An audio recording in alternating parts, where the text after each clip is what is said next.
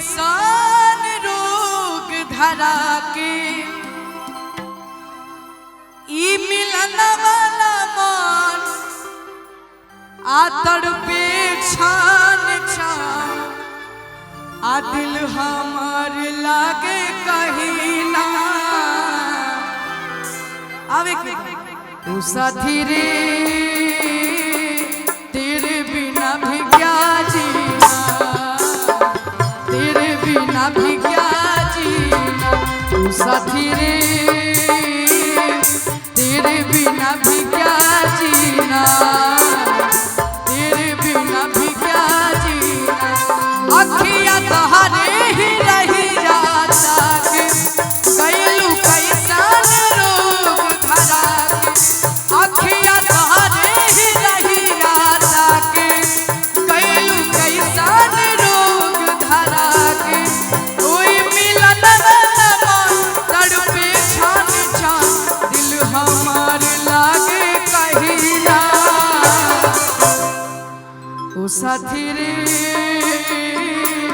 तेरे बिना भी क्या जीना, तेरे बिना भी क्या जीना, तू साथी रे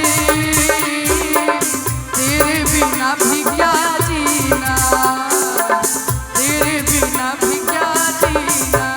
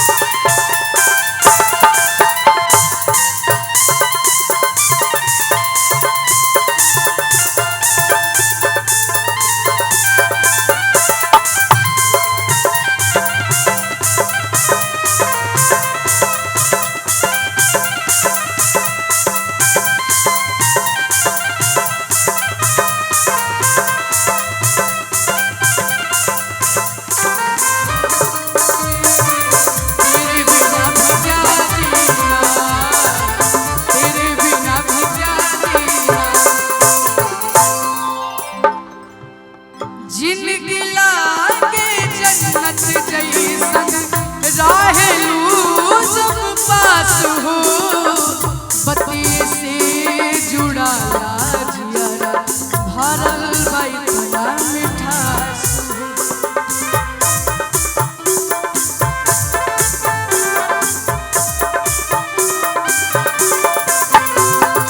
जिंदगी लागे जन्नत जैसन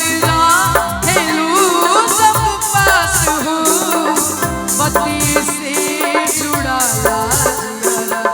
भरल बैठा मिठास। सपना मन दिखा के आशिक अपन बना के, ओ सपना मन दिखा के आशिक अपन बना के, ओ भाईल का कसूर तना गुरु बस तने बतावा हसीना ओ साथी रे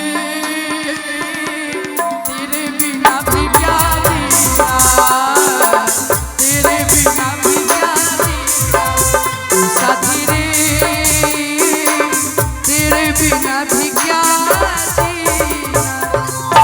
लेकिन वो भगवान